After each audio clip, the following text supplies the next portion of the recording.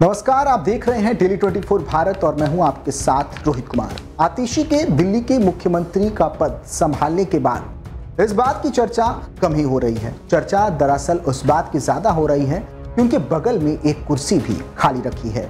इस तस्वीर को देखकर राजनीति से जुड़े तमाम लोग अपनी प्रतिक्रिया दे रहे हैं, लेकिन आजाद भारत के इतिहास में कभी ऐसा नहीं देखा गया कि पार्टी के विधायकों द्वारा चुने गए एक मुख्यमंत्री के बगल में खाली कुर्सी रखी गई हो।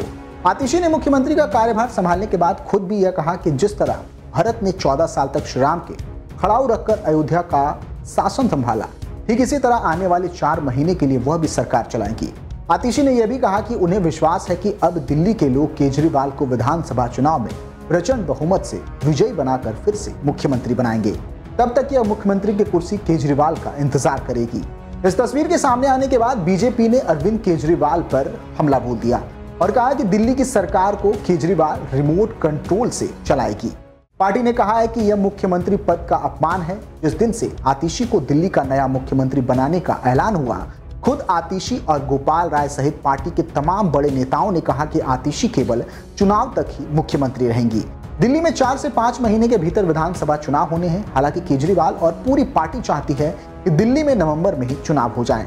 आतिशी चुनाव तक ही मुख्यमंत्री रहेंगे। इस तरह के बयानों और खाली कुर्सी की तस्वीर सामने आने से यह सवाल जरूर खड़ा होता है कि आतिशी को मुख्यमंत्री के रूप में काम करने की कितनी आजादी होगी, क्योंकि एक तरफ जहां आम आदमी पार्टी ने यह साफ कर दिया है कि भले ही केजरीवाल कुर्सी पर नहीं है, लेकिन दिल्ली सरकार में कोई भी काम अरविंद केजरीवाल की मर्जी के बिना नहीं होगा।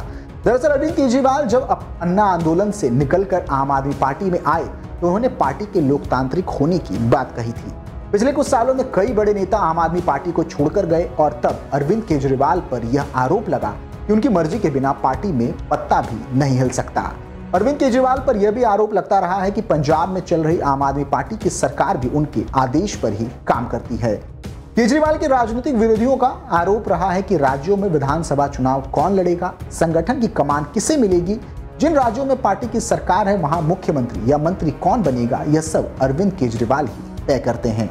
बता दें कि दिल्ली देश की राजधानी है। भारत के लगभग सभी राज्यों के लोग यहाँ रहते हैं, इसलिए दिल्ली में होने वाले राजनीतिक या किसी और बड़ी घटना की गूंज पूरे देश और कभी कभी दुनिया भर में भी सुनाई देती है। जब आतिशी के बगल में एक खाली कुर्सी बार बार दिखाई देगी तो निश्चित रूप से इसे पर सवाल उठेगा कि क्या आम आदमी पार्टी के अंदर लोकतंत्र नहीं है। आम आदमी पार्टी की दिल्ली में सरकार यहाँ की जनता ने बनाई और जनता ने ही विधायकों को चुना और विधायकों ने नए मुख्यमंत्री का चुनाव किया। ऐसे में संविधान की शपथ लेकर मुख्यमंत्री बनने वाले शख्स का यह बयान कि खड़ाऊ रखकर शासन होगा, इसे लेकर भी राजनीतिक विश्लेषक हैरान हैं।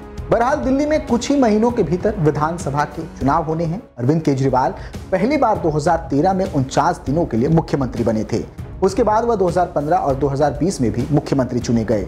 निश्चित रूप से केजरीवाल के नेतृत्व में दिल्ली में आम आदमी पार्टी ने पिछले 2 विधानसभा चुनाव में बड़ी जीत हासिल की। पंजाब में भी पार्टी ने सरकार बनाई और गुजरात, गोवा में पार्टी अच्छा प्रदर्शन करने में कामयाब रही। लेकिन ये खड़ाऊ वाली राजनीति आखिर क्या रंग लाती है बीजेपी और इसको लेकर क्या क्या सवाल खड़े करती है, ये देखना दिलचस्प होगा। इस रिपोर्ट में फिलहाल के लिए इतना ही। आप देखते रहिए डेली 24 भारत। नमस्कार।